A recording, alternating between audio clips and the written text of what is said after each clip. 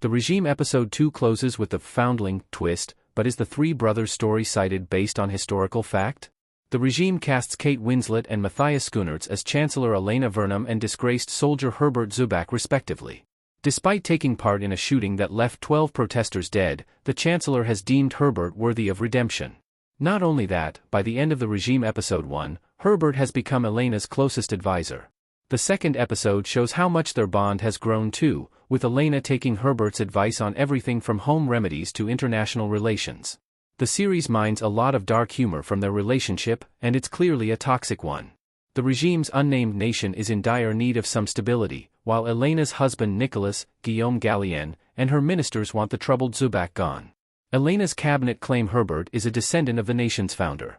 The cabinet learns about Herbert's dark past during the regime episode 2, including the reveal that he beat up his mother when he was 14, and he was the first to shoot at the Site 5 massacre. Nick suggests badmouthing the soldier won't work, since Elena is too taken with him, and a more subtle approach is needed. Her other ministers, Mr. Singer, Henry Goodman, and Mr. Schiff, David Bamber, concur with these findings, and remind the Chancellor of her supposed link to 8th century king of the Franks, Charlemagne. They believe it was destiny that brought the direct descendants of the Foundling and Charlemagne together, and combined, they could take the country to new heights. The regime episode 2 closes with Elena addressing the nation, stating Herbert is descended from the Foundling, and that great things are coming. The cabinet is reinforcing Elena's fate in Herbert with this tale, though their plan appears to involve building him up to savior status before tearing him down when the time is right.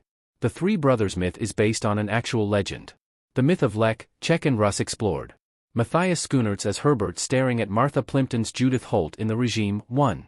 When setting up their story about Herbert's ancestry, Laskin reminds the Chancellor of the legend of the three founding brothers.